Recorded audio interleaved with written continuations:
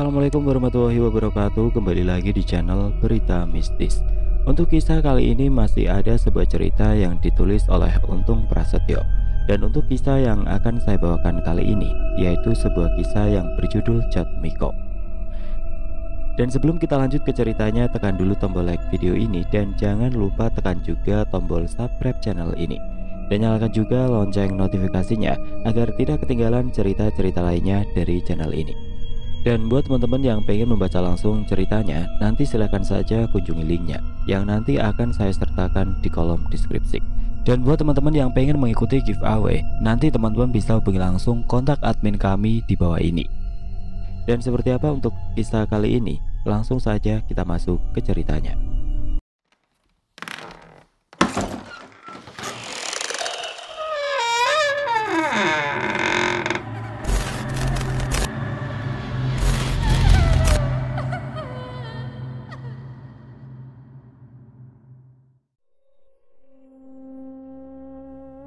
Anggap saja ini hanya cerita misteri biasa yang bertujuan untuk menghibur.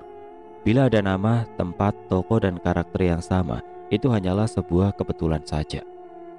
Sebut saja namaku Adi Jatmiko.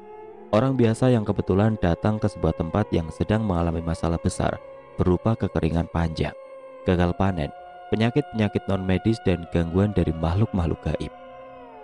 Kisah ini berawal dari Marno, salah seorang sahabatku di sebuah pesantren yang sudah hampir 1 tahun tidak pulang ke desanya. Sahabatku itu memintaku untuk menemaninya pulang ke desa tempat asalnya. Marno mendapatkan kabar dari pengurus pesantren bahwa kakeknya sedang sakit, meminta Marno untuk segera pulang ke desa.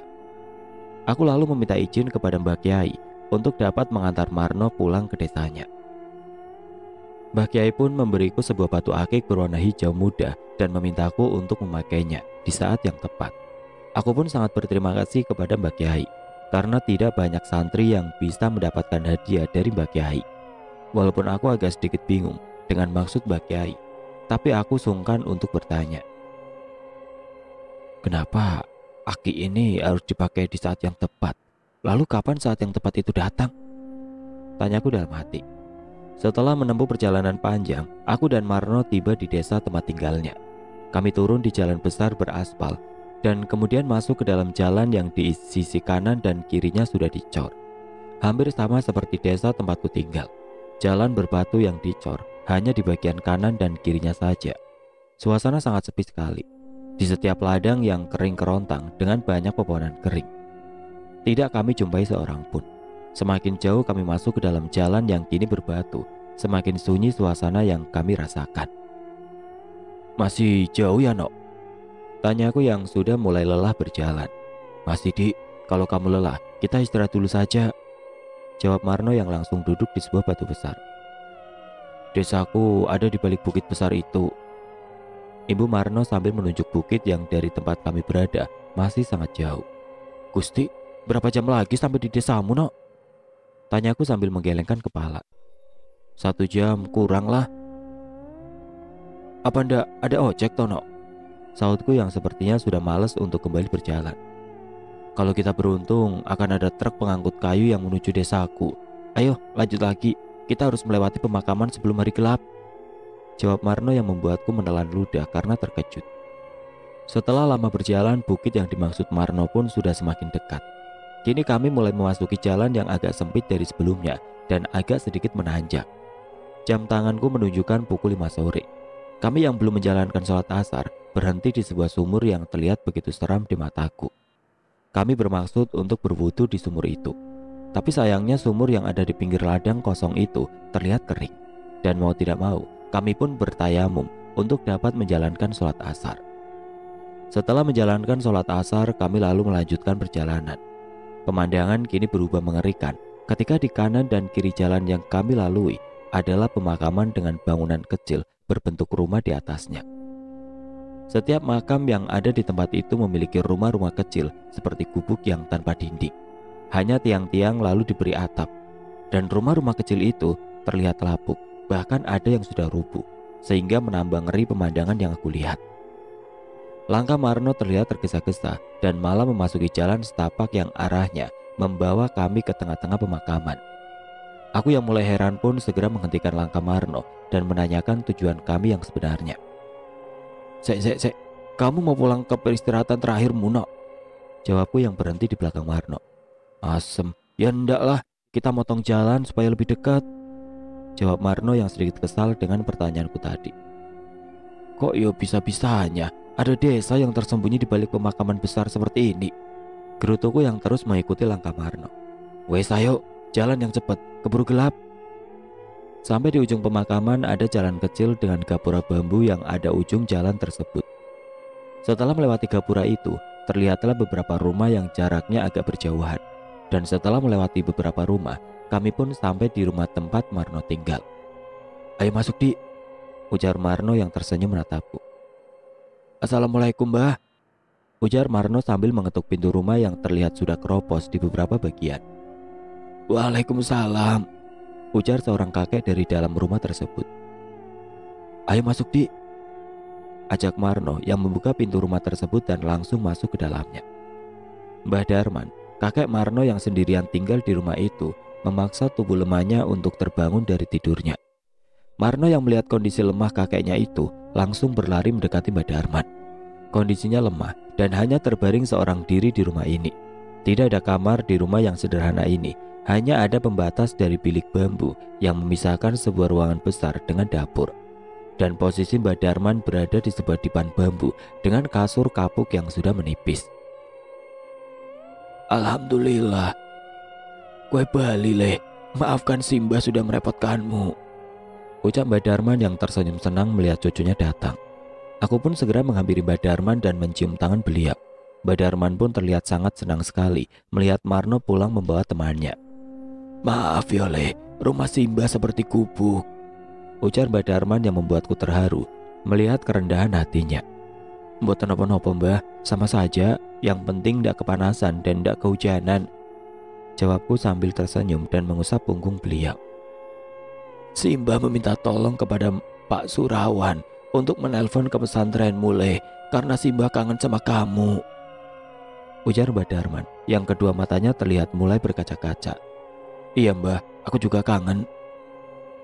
Pemandangan itu membuatku terenyuh dan ingin meneteskan air mata. Mbah Darman adalah keluarga satu-satunya yang dimiliki Marno. Sementara Marno juga satu-satunya dari keluarga Mbah Darman yang tersisa. Besok pagi, kamu harus segera kembali ke pesantren mulai, ujar Mbah Darman dengan tatapan kosong memandang bilik bambu yang ada di depannya. Loh, memangnya kenapa Mbah? Kan Simba belum sehat. Jadi aku dan Adi akan di rumah untuk beberapa hari supaya Simba cepat sehat kembali, jawab Marno yang terus mengusap punggung Mbah Darman. Desa ini sudah tidak aman leh. Hujan sudah lama tidak turun. Penyakit datang silih berganti dan yang paling berbahaya adalah munculnya makhluk-makhluk gaib yang sering menampakkan diri, jawab Mbah Darman yang terlihat sedih. Sebagian warga sudah mulai mengungsi ke tempat saudara-saudara mereka yang berada di desa lain, dan sebagian lagi sedang bersiap untuk pergi. Ibu Mbah Darman yang membuat aku dan Marno terkejut. Pokoknya, besok sehabis subuh kalian harus pergi dari rumah ini, karena Simba takut akan terjadi sesuatu pada kalian jika kalian tinggal lebih lama di sini. Mungkin di desa ini hanya aku, Pak Surawan dan keluarganya, serta Pak Madi, Karyo, Sandi, dan Pak Baskoro yang akan tetap bertahan. Ada apa toh Mbah? Apa yang sedang terjadi di desa ini? Tanya Marno yang terlihat bingung dengan apa yang diceritakan Mbah Darman.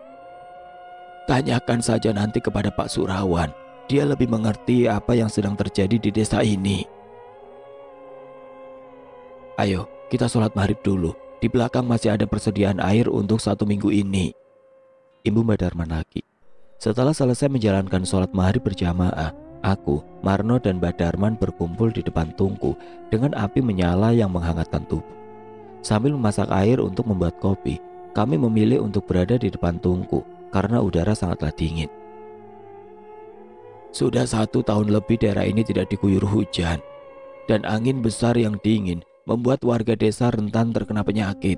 Gagal panen karena tidak hujan dan datangnya hama tikus membuat hidup warga di sini semakin sulit. Sebentar lagi Pak Surawan datang, biar dia yang menceritakan apa yang sedang terjadi di sini, ujar Mbah Darman yang terus membolak-balikan kedua tangannya di depan tungku.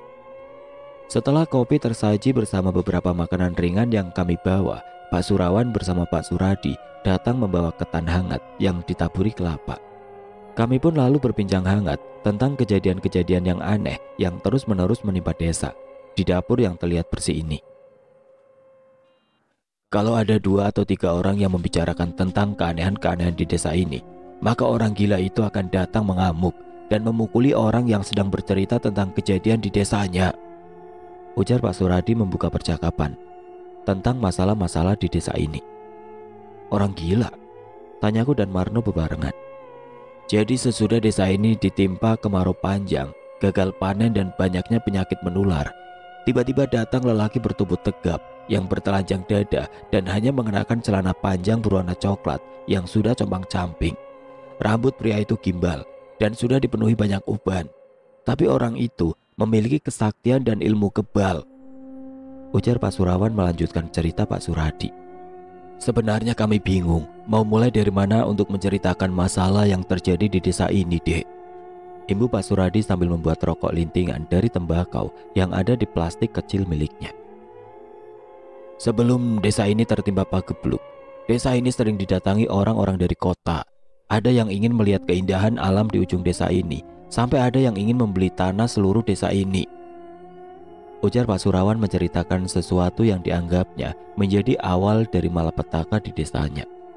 Betul, setelah Pak Lurah dan para pamong desa gagal merayu warga untuk menjual tanah dan kebunnya di ujung desa ini, mulailah kejadian-kejadian aneh menimpa desa ini. Menjelang panen padi, tiba-tiba hama tikus yang jumlahnya ribuan datang merusak tanaman di ladang kami. Setelah gagal panen, hujan tidak kunjung datang setelah musim kemarau berakhir. Lalu muncul penyakit menular yang membuat beberapa warga desa meninggal dunia. Dan muncul orang gila yang memiliki kesaktian dan juga ilmu kebal itu. Dan sekarang, demit-demit mulai menunjukkan keberadaannya dan membuat ketakutan seluruh warga desa. Ibu Pak Surawan menjelaskan. Memangnya ada apa Pak di ujung desa ini sehingga orang-orang kota bersikeras untuk membeli tanah di desa ini? Tanyaku yang memang belum tahu keadaan desa. Loh, apakah Marno tidak pernah menceritakan surga yang terlukis di ujung desa ini? Jawab Pak Surawan. Marno tidak pernah cerita apa-apa, Pak. Desa ini berada di dataran tinggi. Di ujung desa ini ada hamparan ladang yang luas, yang di bagian selatannya adalah lautan luas dan perbukitan. Dengan berjalan turun dari ladang-ladang itu, kita akan disambut pantai yang masih jarang dikunjungi orang. Seru Pak Surawan menjelaskan apa yang sebenarnya menjadi daya tarik desa ini. Tapi kan jalan menuju desa ini adalah pemakaman luas yang menyeramkan, Pak. Tanyaku lagi yang merasa aneh dengan pemikiran orang-orang kota yang ingin membeli tanah di ujung desa ini. Kita tadi memotong jalan menuju ke desa ini lewat pemakaman, Di. Sebenarnya ada jalan yang bisa dilalui mobil untuk menuju ke desa ini. Saud Marno yang terus menggasak makanan yang ada di hadapannya. Walah, pantesan saja. Jawabku yang merasa bingung dengan letak desa ini. Ketika kami sedang seru-serunya membahas masalah desa ini, tiba-tiba saja suara keras terdengar dari arah depan. Brak! Suara keras itu disertai pintu rumah yang melayang ke arah salah satu dipan bambu yang ada di rumah Mbak Darman ini. Marno segera berlari ke arah luar untuk melihat apa yang sebenarnya terjadi. Sementara itu Pak Surawan, Pak Suradi dan Mbak Darman berdiri berdekatan dan mulai merasakan ketakutan karena mengetahui siapa yang sudah datang ke rumah ini. Aku pun segera menyusul Marno yang terlihat berdiri dengan tangan mengepal dan memandang tajam sosok lelaki bertubuh tegap dan berambut gimbal yang tadi diceritakan oleh Pak Surawan. Tanpa berkata-kata lagi, Marno segera melesat menyerang orang yang tadi diceritakan oleh Pak Surawan yang memiliki kesaktian tinggi dan juga tubuhnya kebal akan senjata. Namun berkelahi dengan ilmu silat yang dimilikinya, berbagai jurus pun sudah Marno keluarkan untuk menyerang sosok yang sangat ditakuti warga desa tersebut. Marno memang memiliki keahlian luar biasa dalam ilmu bela diri. Dia belajar secara khusus kepada anak Mbah Kiai yang bernama Gus Iman. Dan setauku, Marno juga sudah menguasai jurus-jurus dengan tenaga dalam. Pertarungan yang awalnya terlihat seimbang itu kini dikuasai sepenuhnya oleh Marno. Apalagi Marno yang sedang emosi karena pintu rumahnya dirusak oleh orang yang menebar teror di desanya. Beberapa kali pukulan dan tendangan Marno mengenai tubuh tegap orang yang dianggap gila oleh warga desa setempat. Tapi pukulan-pukulan Marno seperti tidak berarti apa-apa bagi sosok itu. Sampai akhirnya aku merasakan kembali sebuah dorongan yang memintaku untuk memakai cincin akik pemberian Mbah Kiai tadi pagi. Aku pun segera mengambil cincin dengan batu berwarna hijau itu dan langsung memakainya. Hal aneh pun mulai aku rasakan. Tubuhku terasa hangat dan seperti memiliki energi yang kuat. Aku pun mulai membantu Marno yang terlihat frustasi karena pukulan dan tendangannya yang berisi tenaga dalam itu belum juga dapat merobohkan lawannya. Dengan cepat aku mendapatkan kesempatan untuk melayangkan pukulan dengan tangan kananku yang sedang menggunakan akik, pemberian dari Mbak Kiai. Tidak aku sangka hanya dengan sekali pukulan saja sosok bertubuh tegap itu roboh tepat di hadapan Marno. Marno yang masih sangat kesal pun lalu menginjak batang leher orang yang sangat kuat itu. Tapi tiba-tiba, sosok orang gila itu langsung menghilang dari hadapan kami. "Loh, kok hilang?" ujar Marno yang merasa sangat terkejut. "Asem." Ketika sudah aman, Mbak Darman, Pak Surawan, dan Pak Suradi menghampiri kami ke depan. Pak Suradi lalu mengambil daun pintu rumah milik Mbak Darman dan menempelkannya pada kusen pintu tersebut. Udara malam itu sangatlah dingin, karena angin bertiup sangat kencang. Pak Surawan dan Pak Suradi yang rumahnya berdekatan merasa takut untuk pulang ke rumah mereka. "Benar kan, kata saya, orang itu memiliki kesaktian yang luar biasa, Mar. Dia bisa datang dan pergi sesuka hatinya.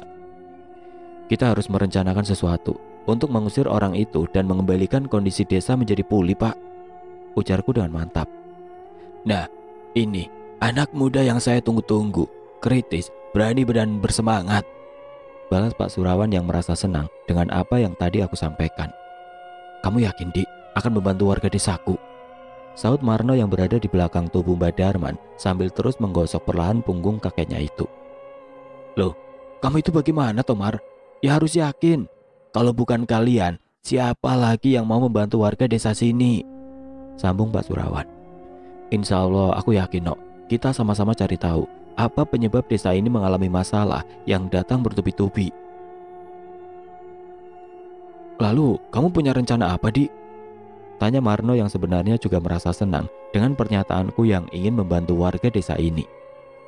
"Kita harus bersatu untuk menghindari teror dari orang yang baru saja kita kalahkan tadi, lalu menangkapnya untuk mengetahui apa yang dia cari dan apa tujuan orang itu sebenarnya," ujarku menjelaskan apa yang dilakukan saat ini. "Benar sekali apa yang Mas Adi sampaikan. Kita harus bersatu," seru Pak Surawan menanggapi pemikiranku.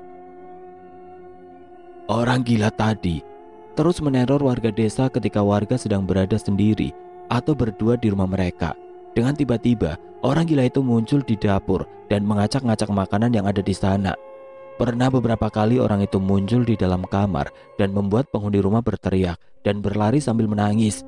Hampir setiap hari, jerit ketakutan terdengar dari rumah warga. Itulah yang membuat warga desa sini memilih pergi dari rumah mereka masing-masing. Kami yang masih bertahan adalah yang mempunyai sedikit keberanian untuk melawan orang gila sakti tadi. Walau setiap perlawanan yang kami lakukan selalu berakhir dengan kekalahan, bahkan menimbulkan masalah baru, seperti terluka dan jatuh sakit. Bahkan ada 2 orang warga yang meninggal karena dicekik oleh orang gila itu." Ibu Pak Surawan yang menjelaskan semua tentang orang yang tadi berhasil kami kalahkan itu. "Lalu, langkah apa yang harus kita lakukan, Di?" tanya Marno yang amarahnya mulai bangkit mendengar apa yang diceritakan Pak Surawan. Setelah mendengar pertanyaan Marno, tiba-tiba saja pendengaranku sunyi, tapi tidak terasa berdengung seperti waktu pertama kali aku mengalami hal ini. Waktu itu adalah ketika aku mendapatkan bisikan untuk mengambil rambut yang ada pada jenazah Nuning. Setahun yang lalu, aku sudah menyampaikan hal ini kepada Mbak Kiai, tapi beliau hanya tersenyum dan mengatakan bahwa pada saatnya nanti aku akan mengetahui apa yang ada di dalam diriku. Aku mendengar bisikan yang memintaku untuk memakmurkan masjid yang berada di desa ini dan menjadikan masjid sebagai tempat awal perjuangan kami, mengusir makhluk-makhluk yang sudah merenggut ketentraman warga desa ini. "Kita memulainya dari masjid yang ada di desa ini, Pak," ujarku kepada Pak Surawan dan Pak Suradi. "Masih ada beberapa orang warga di desa ini, Pak," Imbuku menanyakan jumlah warga yang masih bertahan. Besok sebagian warga yang tersisa akan mulai pergi ke rumah sanak saudaranya yang berada di desa lain. Dan mungkin yang akan bertahan di desa ini tidak lebih dari 20 orang saja, Mas, jawab Pak Surawan. Baiklah, malam ini sebaiknya Pak Surawan dan Pak Suradi menginap di rumah ini. Karena saya khawatir sosok orang gila tadi akan menyerang sampean berdua nanti, ujarku meminta kepada Pak Surawan dan Pak Suradi. Tapi bagaimana dengan anak istri kami di rumah, Mas? Apakah mereka akan aman? Tanya Pak Surawan yang mulai khawatir memikirkan keluarganya. Setelah memikirkan hal ini dengan matang, akhirnya kami sepakat untuk membawa Mbak Darman ke rumah Pak Surawan dan keluarga Pak Suradi juga akan tinggal di rumah Pak Surawan untuk sementara waktu. Karena pada dasarnya, orang gila itu tidak akan berani muncul di tempat yang terdapat orang ramai.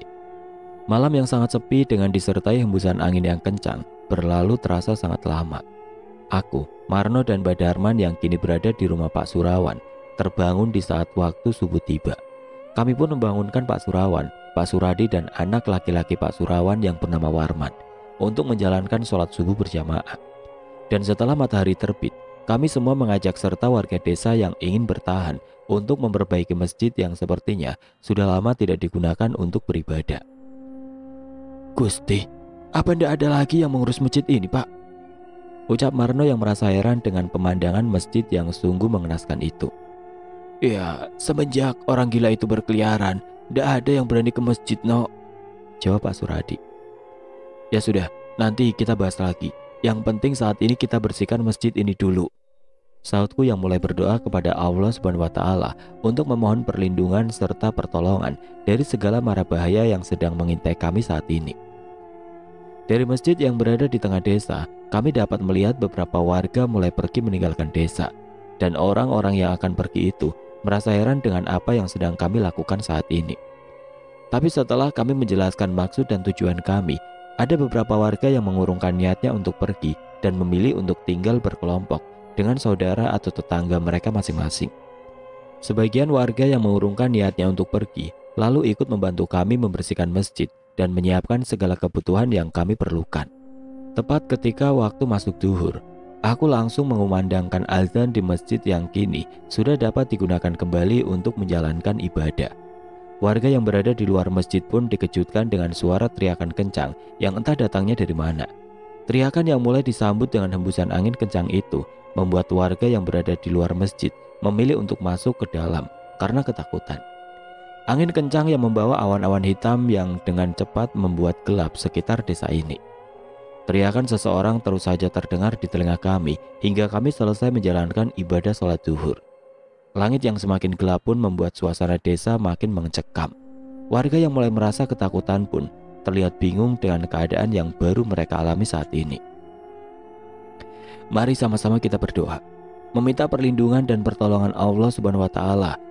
Jangan takut berlebihan, karena ada Tuhan pencipta alam semesta bersama kita saat ini, ujar Pak Malik yang dulunya adalah seorang marbot masjid ini. Setelah selesai berdoa, tiba-tiba kami mendengar suara yang menggema dan terdengar sangat menakutkan. Kalian semua akan segera mati di tempat ini jika kalian tidak pergi dari desa ini, ujar suara tanpa wujud yang menggema dengan hebat diikuti hembusan angin yang semakin membesar. Teriakan warga pun mulai terdengar ketika angin kencang mulai menerjang dan merusak rumah-rumah yang ditempati beberapa orang keluarga. Aku pun tidak tinggal diam. Aku kembali mengumandangkan azan dengan niat memohon pertolongan kepada Allah untuk menghentikan angin besar yang kini menjadi badai. Ketika aku mengumandangkan azan, seluruh warga desa yang berada di dalam masjid melihat angin yang menerpa rumah-rumah di sekitar masjid seperti terhempas ke atas oleh sebuah kekuatan besar. Dan setelah azan berakhir, angin pun mulai menghilang dan matahari kembali terlihat setelah awan-awan hitam yang tadi menutupi langit-langit berangsur pergi.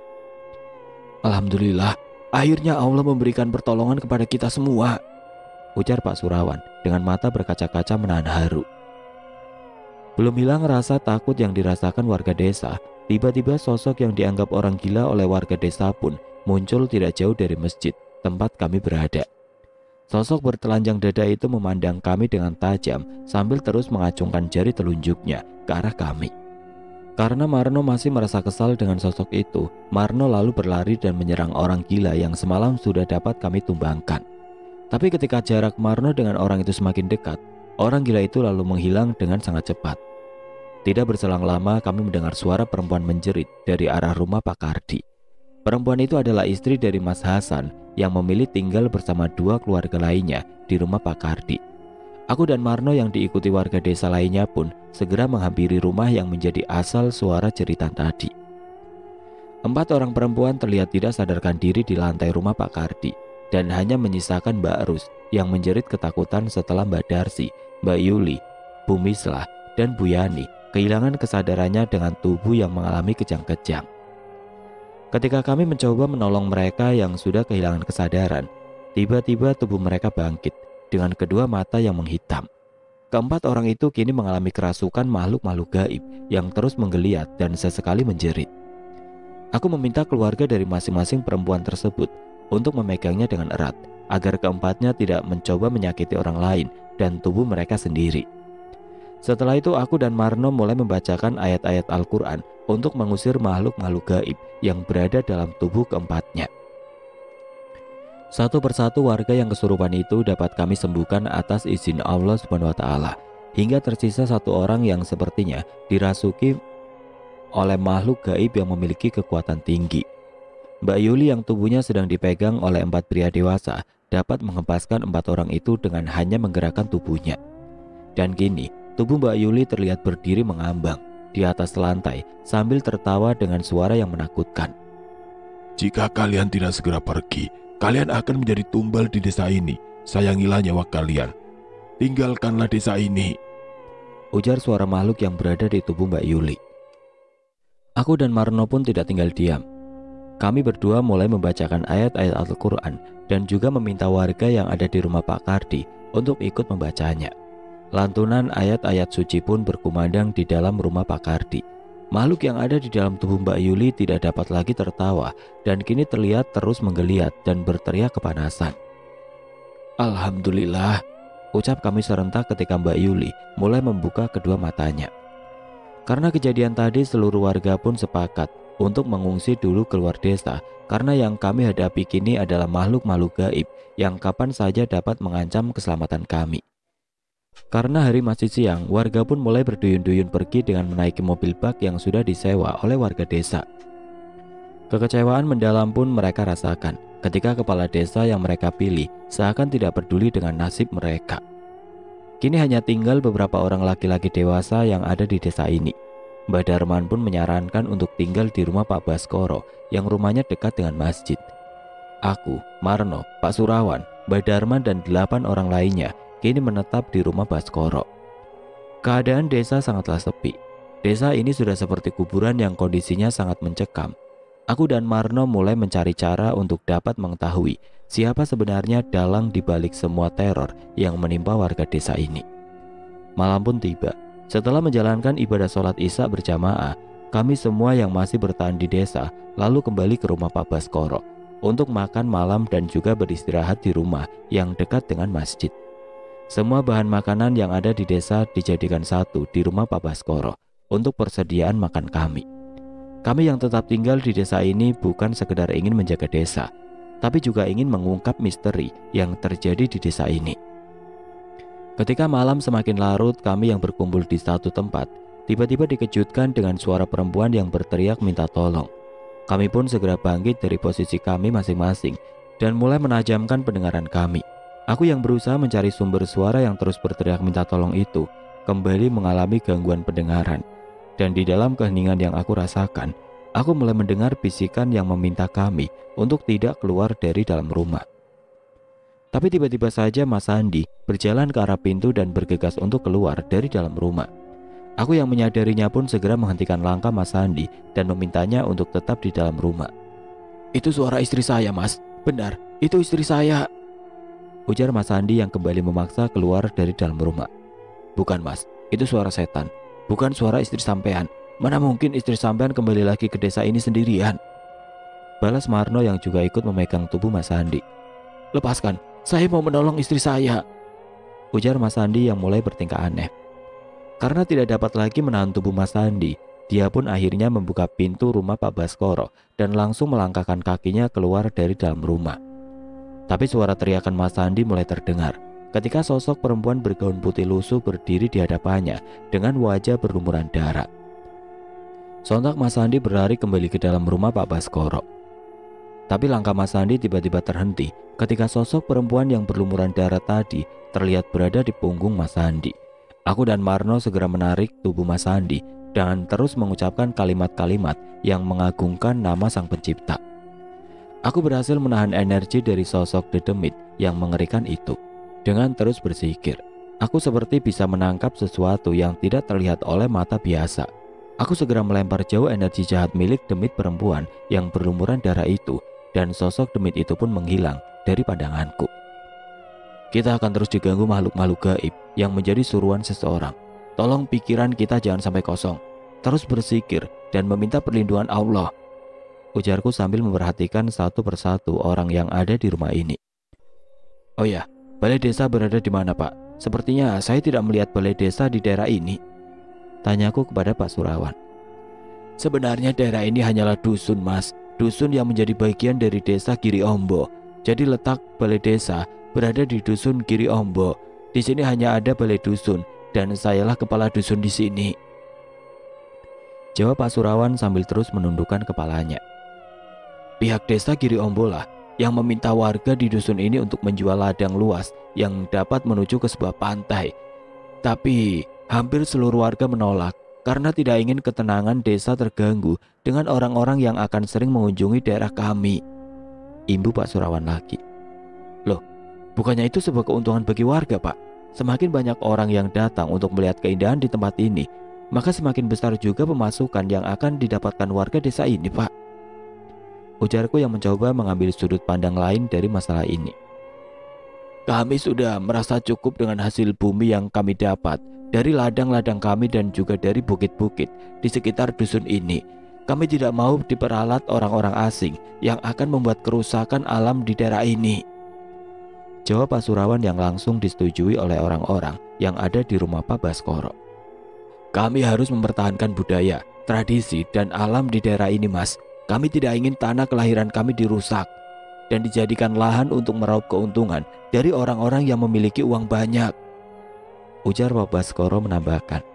Di saat kami semua terdiam dan tidak tahu harus bagaimana memecah masalah ini, tiba-tiba saja muncul sebuah dorongan besar dari dalam hatiku. Tidak seperti biasanya, dorongan itu membuat aku berpikir tentang sesuatu yang ketika aku memejamkan mata, tiba-tiba muncul gambaran seperti sebuah ingatan atau hayalan, tapi sungguh terlihat nyata olehku. Aku melihat di tengah sebuah pemakaman yang luas, ada beberapa orang yang mengelilingi sebuah makam yang diberi penerangan seperti lilin yang ada di sekitar makam tersebut.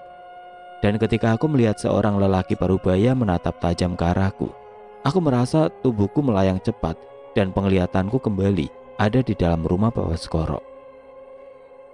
Dan ketika aku mulai menepis apa yang aku rasakan, telingaku kembali terasa seperti tersumbat sesuatu hingga aku tidak dapat mendengar apapun. Lalu terdengar bisikan yang sangat jelas di telingaku yang memberitahu bahwa apa yang aku lihat tadi adalah tempat yang menjadi titik orang-orang melakukan ritual yang bertujuan untuk mengganggu warga di desa ini. Bisikan itu memintaku untuk segera menyudahi ritual mereka malam ini. Jika tidak, maka keadaan semakin tidak terkendali dan tidak mungkin dapat untuk aku tangani sendiri. Aku lalu meminta Marno untuk mengantarku ke pemakaman desa yang kemarin kami lewati. Karena aku yakin sekali bahwa pemakaman luas yang aku lihat tadi adalah pemakaman yang ada di desa ini.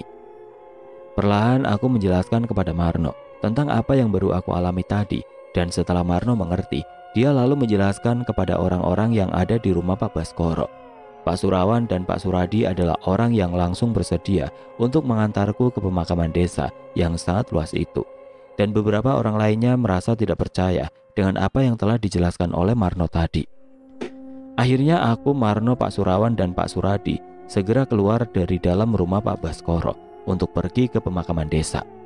Dan setelah kami keluar dari dalam rumah, Mas Sandi dan Pak Baskoro menyusul kami.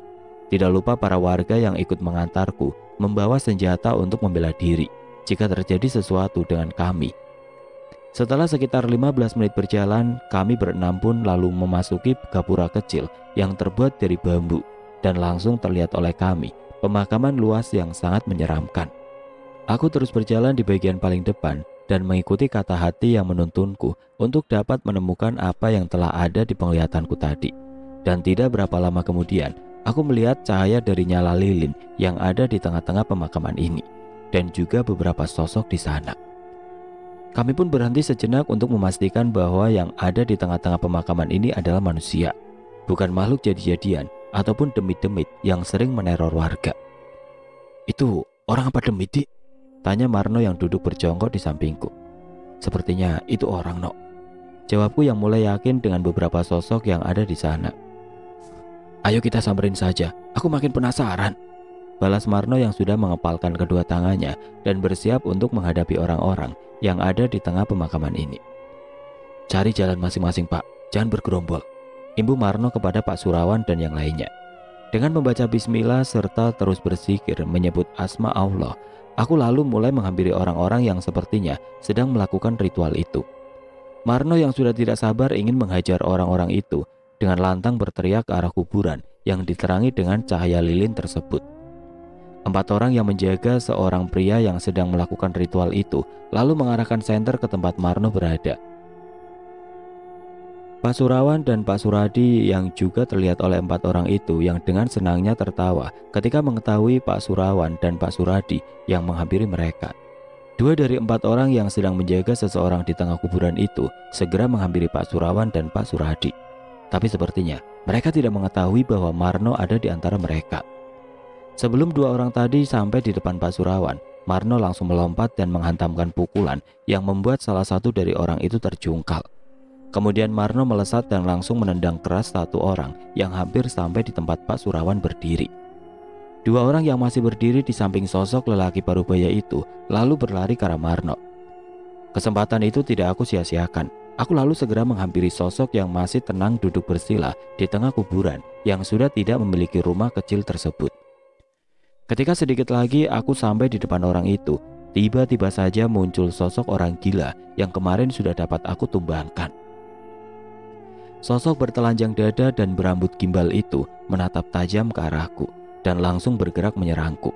Sebenarnya ini adalah bukan keahlianku, karena ilmu bela diriku tidak sebaik Marno. Tapi apa mau dikata, karena orang gila itu sudah melayangkan pukulan dan tendangannya, aku pun mulai memberikan perlawanan. Mas Andi dan Pak Baskoro terlihat sedang membekuk 2 orang yang sudah ditumbangkan oleh Marno. Sedangkan Marno masih berbalas pukulan dengan 2 orang yang sepertinya memiliki ilmu bela diri yang juga baik. Sosok orang gila yang aku hadapi ini sepertinya sangat takut ketika tangan kananku yang memakai cincin akik pemberian Mbak Kiai menyentuh tubuhnya. Dan mulai aku sadari bahwa yang kini menjadi lawanku bukanlah seorang manusia. Aku terus menghindari pukulan-pukulan yang terus dilayangkan oleh sosok berambut gimbal ini, sambil sesekali berlari di antara rumah-rumah kecil yang ada di atas kuburan. Hingga datanglah kesempatan baik bagiku untuk melayangkan pukulan dengan tangan kananku ke arah dada sosok itu. Benar saja, ketika sosok itu lengah, aku pun dapat menghantamnya dengan keras ke bagian perutnya. Sosok itu lalu mengerang dan memuntahkan cairan hitam dari mulutnya, lalu menghilang dari hadapanku. Aku yang merasa sudah dapat mengalahkan sosok orang gila itu, lalu berjalan kembali, menghampiri seseorang yang masih berada di sebuah kuburan yang diterangi oleh nyala lilin. Tapi ketika aku sudah berada di depan orang yang sepertinya sedang bersemedi itu, tiba-tiba sosok orang gila itu muncul lagi dan kini dengan wujud yang sangat mengerikan. Tangan sosok itu berubah hitam dan berbulu, serta kuku-kukunya yang juga menghitam panjang dan sangat runcing. Rambut gimbal orang tadi memanjang dan yang paling membuatku takut adalah muncul taring panjang dari sudut bibir orang gila itu. Bersamaan dengan itu sosok orang yang sedang bersemedi tadi lalu membuka matanya dan menatapku tajam. Wajahnya sama persis seperti yang tadi aku lihat dalam bayanganku ketika aku masih berada di rumah Pak Baskoro. Sosok lelaki parubaya itu lalu berdiri di samping sosok orang gila yang kini wujudnya mirip seperti genderuwo. "Aku tidak mengenalmu dan aku juga tidak pernah mengganggumu. Tapi kenapa saat ini kau mengacaukan ritualku, murid Mbah Wongso?" ujar lelaki parubaya yang terlihat sangat berwibawa itu. Aku hanya membantu orang-orang lemah yang kau buat sengsara. Siapapun pasti tidak tega melihat penderitaan yang dialami warga desa sini. Jawabku dengan tenang, walau sebenarnya aku merasa terkejut ketika orang itu menyebut nama Mbak Wongso. Baiklah kalau begitu, sebelum kau dapat menghentikanku, sebaiknya kau hentikan makhluk peliharaanku ini. Balas orang itu yang kembali duduk bersila dan dengan tenangnya kembali memejamkan mata sambil kedua tangannya menyatu di depan dadanya. Majulah kau, makhluk jelek. Aku tahu siapa kau ini. Aku pernah mengalahkan Bandoso di alamnya.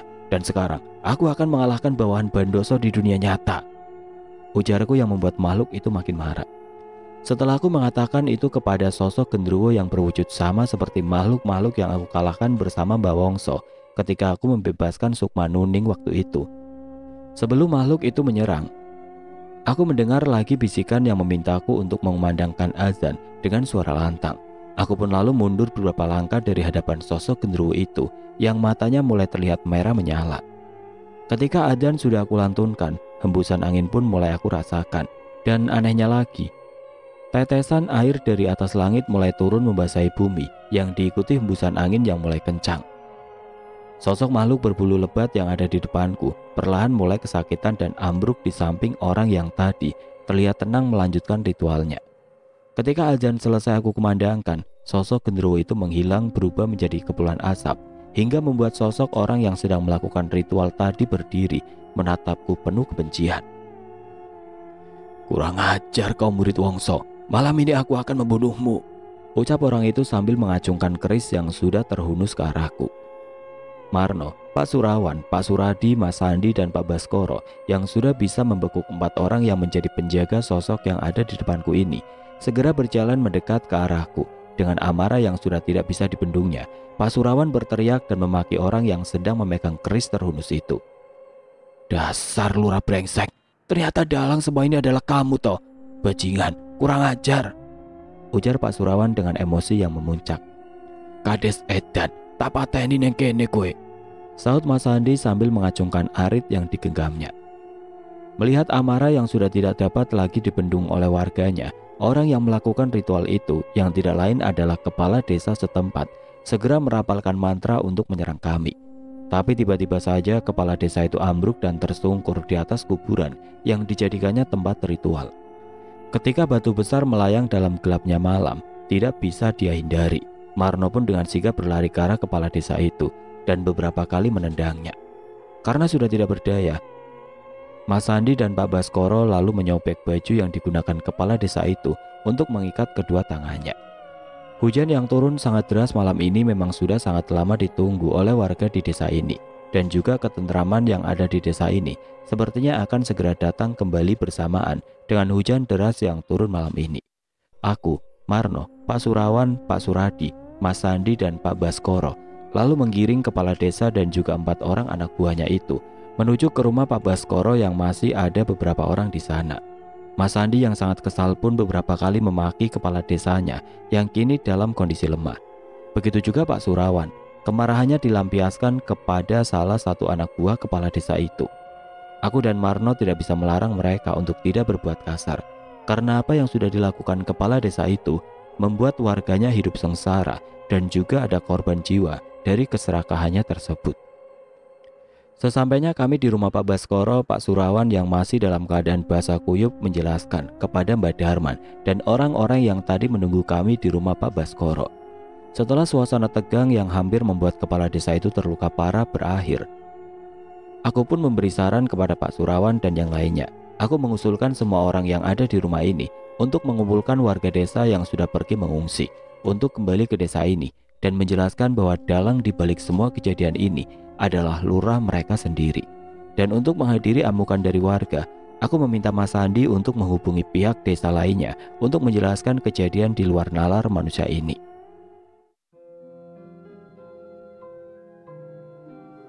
Oke teman-teman, sampai di sini dulu ceritanya. Nantikan kelanjutan kisah ini di video berikutnya. Agar tidak ketinggalan, klik tombol subscribe channel ini dan nyalakan lonceng notifikasinya. Wassalamualaikum warahmatullahi wabarakatuh.